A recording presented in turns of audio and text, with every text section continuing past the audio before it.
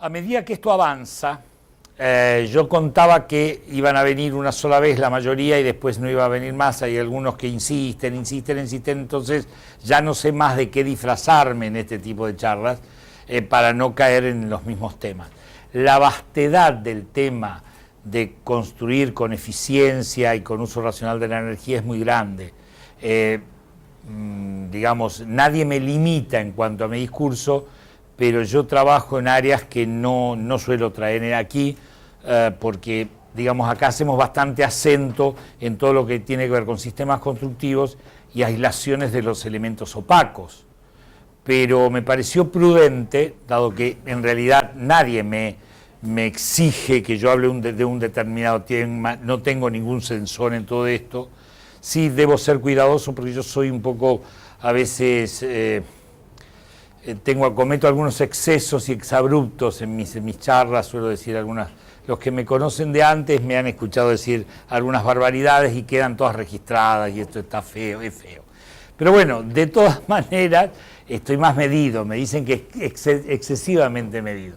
Lo importante de esto es que decidí sí tocar, aunque sea tangencialmente, algunos aspectos, entre esta charla y la próxima, algunos aspectos que tienen que ver con el confort acústico, con el confort lumínico, muy tangencialmente. ¿Por qué? Porque creo que hacen a la cuestión. En realidad, por formación, yo tengo varias especialidades distintas y me he abocado a ellas en distintas etapas de mi vida. Esto es lo que hace que uno tenga, qué sé yo, muchos años de profesión. Alguna vez fui asesor en acústica, en otras oportunidades fui asesor en luminotecnia, en otras en arquitectura solar y en otras en eficiencia energética y por último en patología edilicia, en donde también me posgradué. Quería comentarles esto. Esto fue, como era mi primera experiencia con esto que dieron en llamar clínicas, que al principio tuve que pedir cuál era el significado. En realidad, sintéticamente, es que permite una mayor interacción, no es una charla tradicional, académica y demás, sino que acá ha habido intercambios de ideas, de opiniones y de sugerencias de más de uno de ustedes. Esto es una cuestión, pero también hay una opción abierta que me gustaría que aprovecharan, que esta opción abierta es, en algunos momentos, yo recibía... Yo no soy un experto en redes sociales, he tratado de mantenerme al margen de las redes sociales, pero es como un tsunami que me está llevando por delante. Hasta tengo una fanpage que nunca hice yo ni toqué yo, pero no sé cómo fue, alguien la empezó a hacer por mí. Ahora, bueno, hay cosas muy raras, entonces todo el mundo quiere ser mi amigo, todo el mundo en términos absolutamente relativos, y yo a todo el mundo le digo que no, porque no sé lo que se hace con los amigos, pero a ver, es una situación muy particular. No obstante, sí soy administrador, uno de los administradores de la página del Facebook del Aislar Bien, con lo cual cualquier cosa técnica o duda o comentario que tenga que ver con esto inclusive, me lo pueden hacer llegar, o a mi mail o a través del Facebook, si quieren que tenga una cosa más general. ¿Está? Las cuestiones técnicas, si yo no reviso muy frecuente el Facebook, seguramente Mariana, que sí lo atiende, me rebota enseguida o me avisa, contestá en menos de 12 horas. Bueno, una cosa de ese tipo, ¿sí? Esto es importante. La otra cuestión es que cuando me piden organizar esto, y con esta suerte de inexperiencia en el formato, me dieron los títulos, yo hice una planificación y resulta que ahora la dinámica, la respuesta y todo ese tipo de cosas me ha hecho modificar algunas cuestiones y me parece que es importante que las aclare. En la charla de hoy, voy a cambiar mis anteojos porque me cuesta. En la charla de hoy nosotros teníamos que ver racionalidad y eficiencia energética en obras corporativas y singulares. El tema de las obras corporativas y singulares no es menor, porque son los elementos que usamos a veces como paradigmáticos en las obras, los edificios significativos, los edificios que llaman la atención. Dice que obras que se estancan por su localización, funcionalidad y valores expresivos que las convierten muchas veces en edificios emblemáticos. Después dice adicionalmente y más allá del cumplimiento de las exigencias normativas de aislamiento térmico impuestas por la ley, como aparece en el manualcito que tienen o tendrán en su poder, y la ordenanza municipal 8757, que es un poco más estricta en alguna medida que la ley provincial de Buenos Aires, muchos de estos emprendimientos buscan además ser distinguidos con una certificación que avale tanto en su proyecto como en su ejecución si se cumplieron parámetros de una arquitectura con criterios de sustentabilidad. Existen distintos sistemas de certificación, yo iba a hablar de eso en este momento, pero me pareció adecuado pasar por alto y tomar, ya que a mí me ocupa básicamente toda la envolvente edilicia, me dije, ¿por qué no voy a hablar de otros temas? Como les dije en algún momento, yo trabajé como asesor en acústica, soy profesor de acústica, luminotecnia, termodinámica y arquitectura solar. Digo, si estamos hablando de una arquitectura con criterios de sustentabilidad, estamos hablando no solo de la incidencia de un edificio en el entorno, en el ambiente, sino además en la calidad del espacio construido. Y la caracterización del espacio construido, malamente, suele entenderse nada más que por los elementos que definen, es decir, los límites de ese espacio, tanto física como virtualmente, y por la expresión que esos espacios tienen. ¿Se entiende lo que estoy diciendo? Pero en realidad yo soy de aquellas personas que creen que el carácter de un espacio se lo dan un montón de otros factores. Cómo se filtra la luz, cómo se perciben los sonidos afuera, si es apacible, si es ruidoso, si es cálido, si es frío. Es decir, los que han tenido la suerte de recorrer Europa, ir a los lugares así emblemáticos, ver en una iglesia.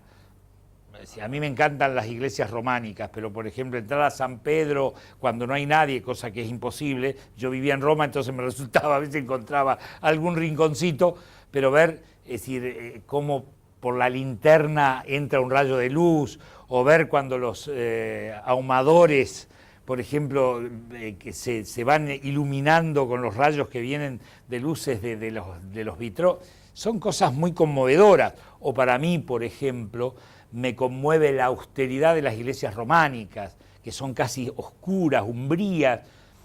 Este tipo de cosas no es casual. Los olores, las percepciones. Los jardines de la Alhambra. Yo una vez estaba hablando con una profesora de historia de la arquitectura que había estado en la Alhambra varias veces y nunca se había dado cuenta que si te sentás, bueno, también es imposible, ahora se da turno para entrar a la Alhambra, es decir, uno tiene que sacar un numerito. Yo tuve la suerte, creo que la única suerte de haber sido un poco más grande, que haber ido cuando eso no era así. Yo estaba sentado en el Generalife, o sea, en los jardines, solo. Y entonces me senté en una escalera y yo escuchaba el ruido, digamos, permanente que se escucha del agua correr por algunos lugares, hasta que me di cuenta que el agua corría por el pasamanos. El pasamanos era como una canaleta y caía. Ese tipo de percepción al cual hago referencia es una cosa notable. Es decir, lo que han hecho los moros, es decir, lo que han hecho toda la cultura islámica, los aportes a la arquitectura y a esta arquitectura de las percepciones es muy significativo. Por tal motivo, entendiendo esto como tal, es que me permití transgredir un poco las expectativas de lo que nos tocaba hoy y dije, las cuestiones de las certificaciones son cosas que se pueden leer.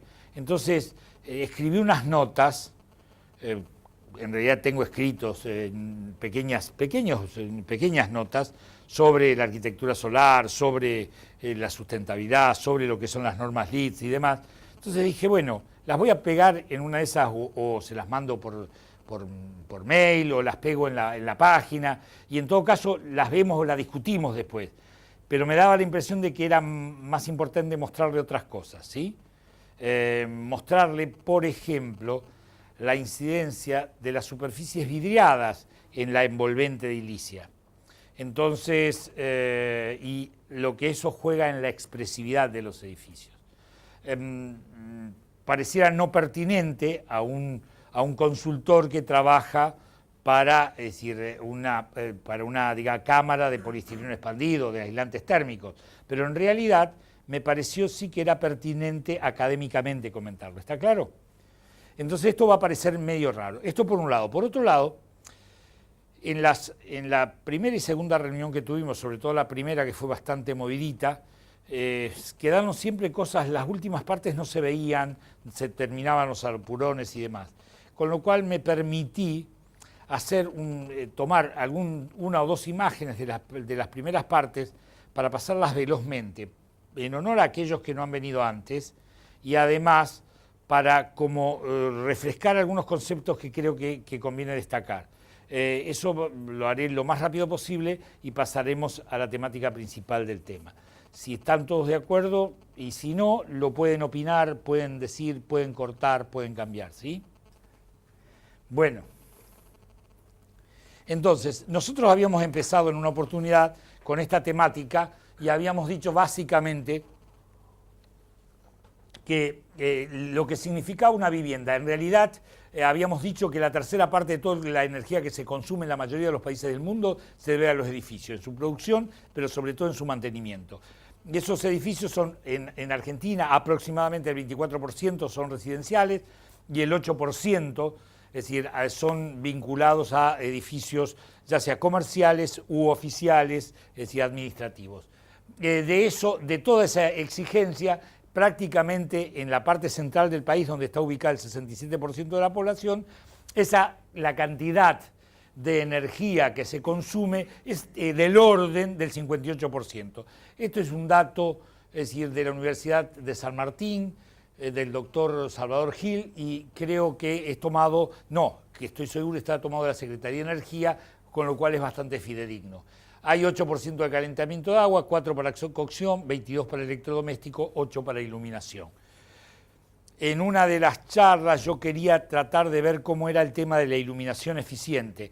Es decir, creo que uno no puede desconocer no solo el confort higrotérmico, sino el confort lumínico y el confort acústico, que son los tres aspectos que, podríamos decir, caracterizan el valor espacial de un espacio que en nuestras escuelas de arquitectura, en términos generales, está limitado a la conformación de la masa construida o de la ausencia, digamos, de los cierres virtuales y de la expresividad.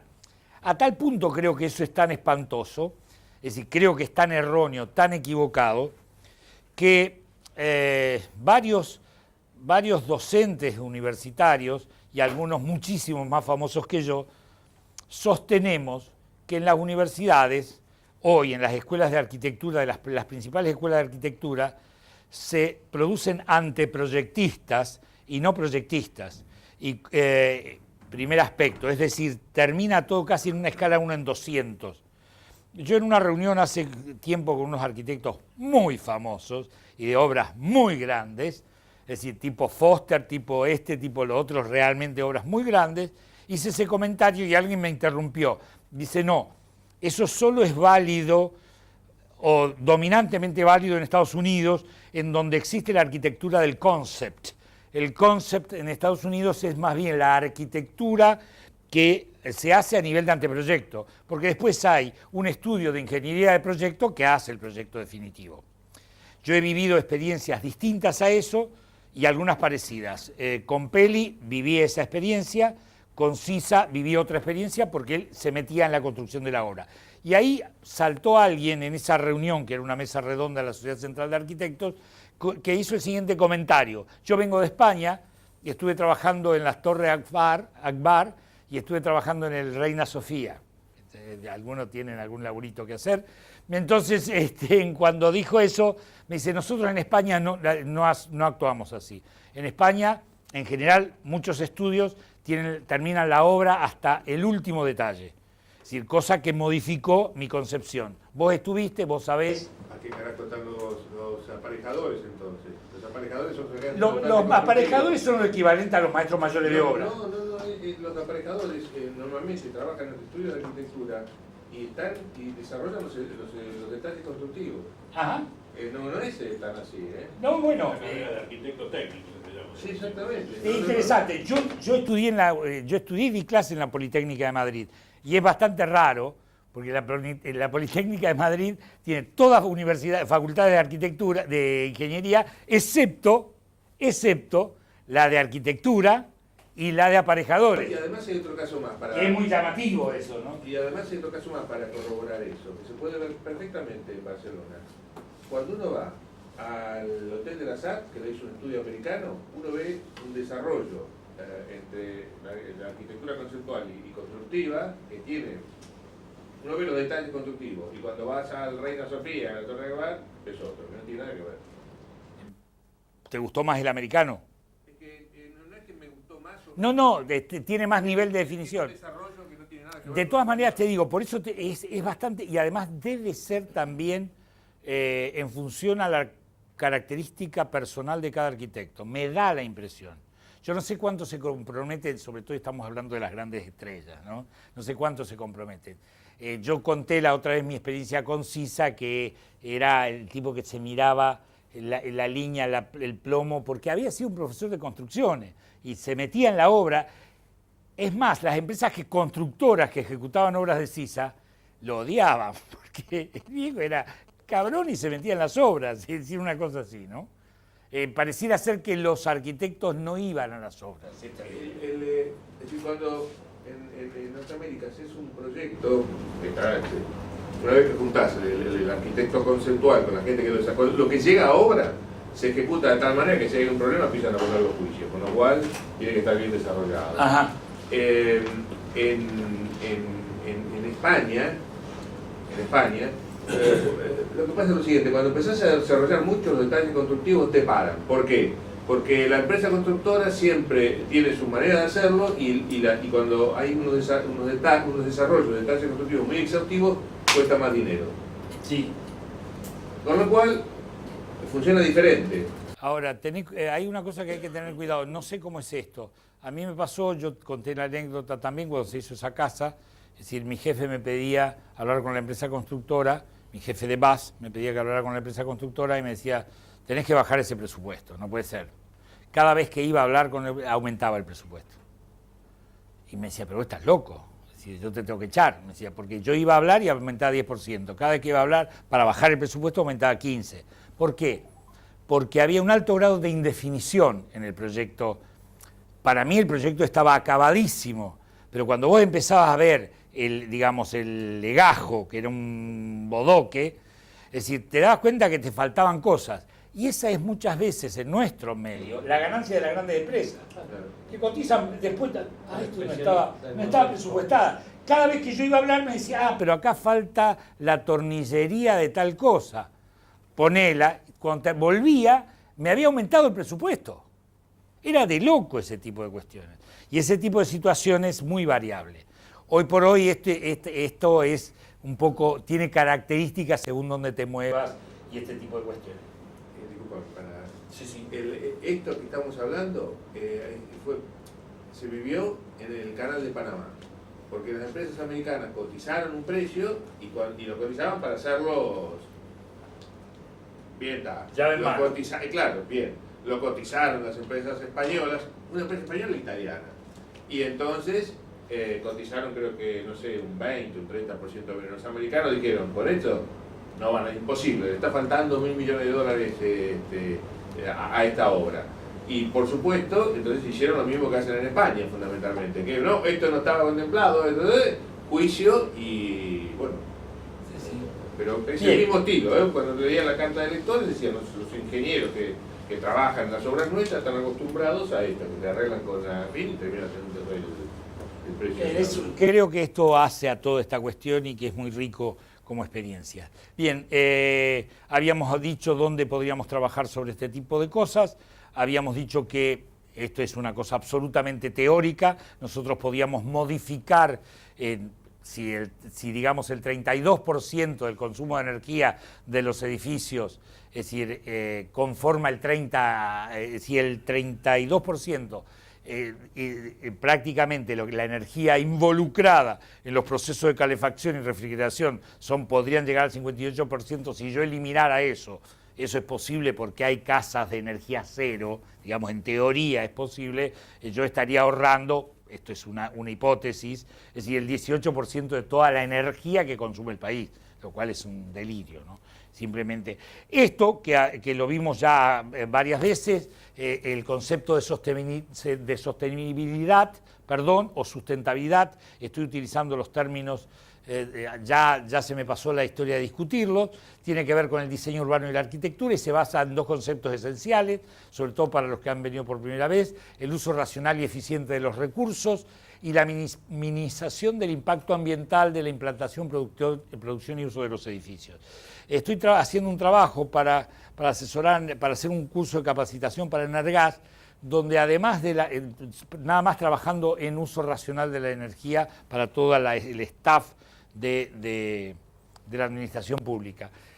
Y en este caso hemos utilizado un término que me gustó más, que me lo acercó un colaborador, una colaboradora, que es el uso racional y responsable. Me gustó el tema responsable, porque la racionalidad no necesariamente es un hecho social. La responsabilidad me gustó, lo voy a adoptar como propio, es decir, porque me gusta esto del uso responsable. Porque uno puede ser racional apagando las luces de su casa y demás, y después, es decir, qué sé yo, tirando la basura afuera o haciendo otro tipo de situaciones o desatendiendo otras cuestiones que tienen un sentido social mucho más interesante. Pero lo más importante de esto es que acá yo planteo en un momento dado que se requiere un cambio cultural y nuevos paradigmas.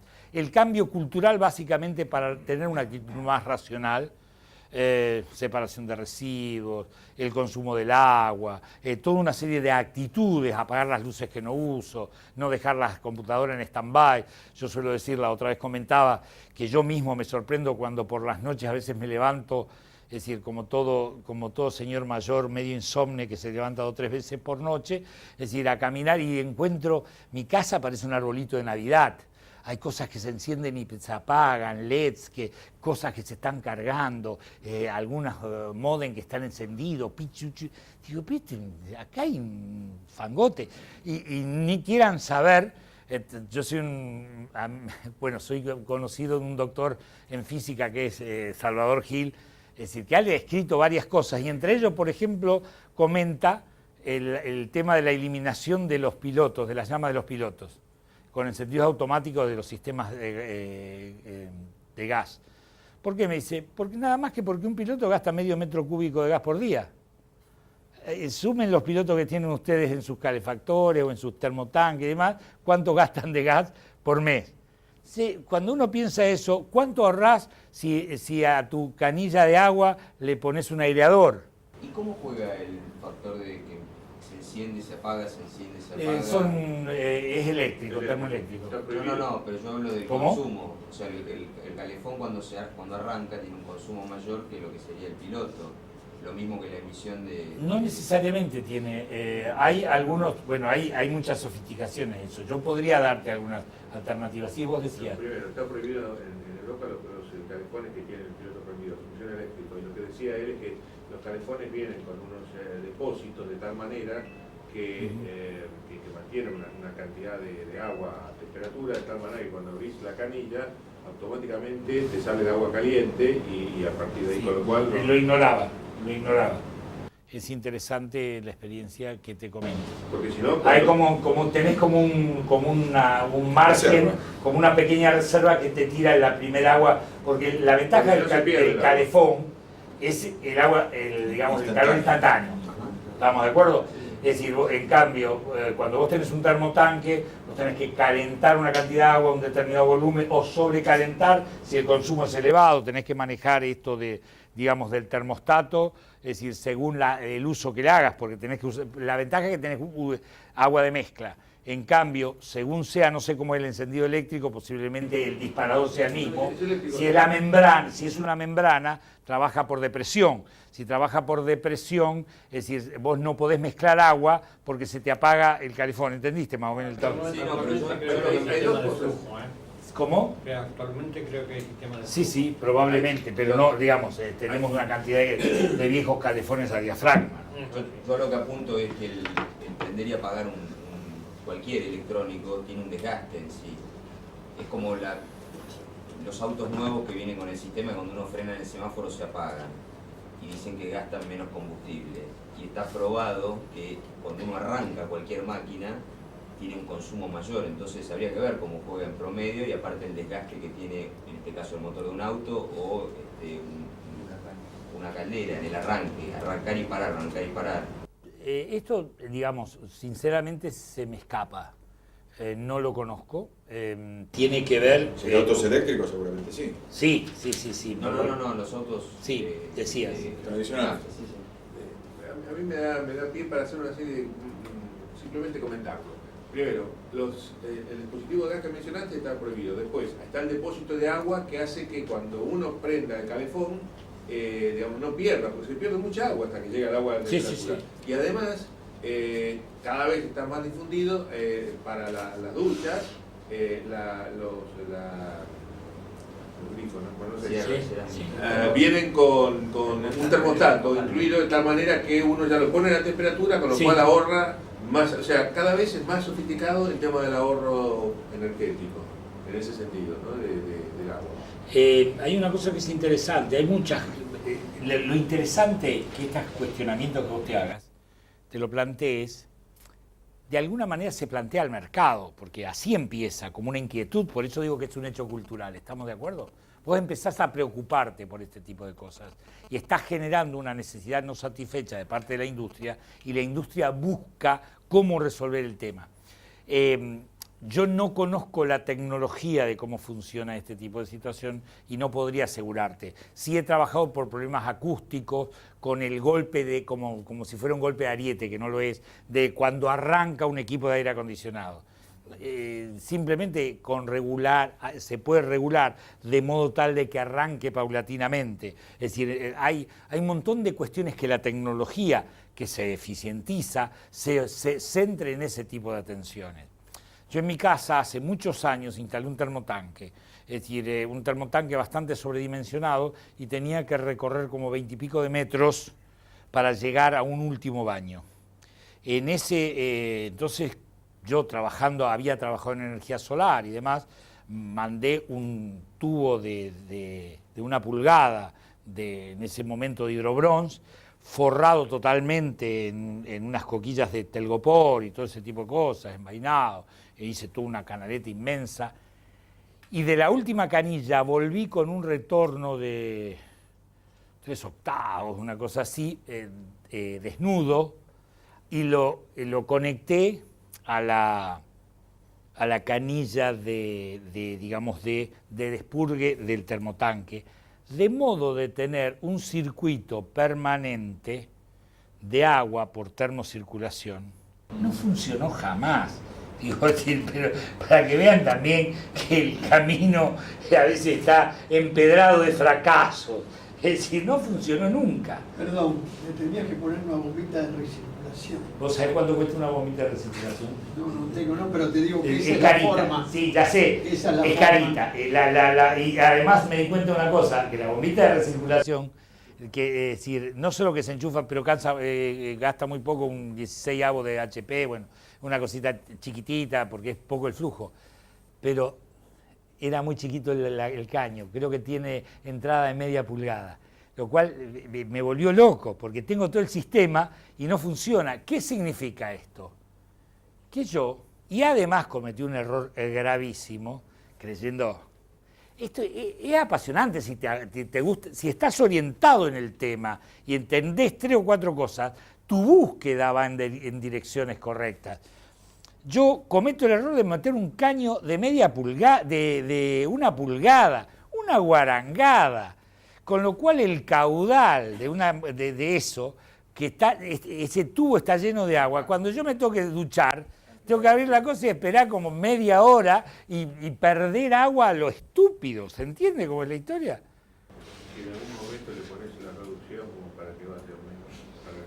Estamos en eso, pero de todas maneras el agua fría la tenés en toda la cañería. Es complicado, ¿eh?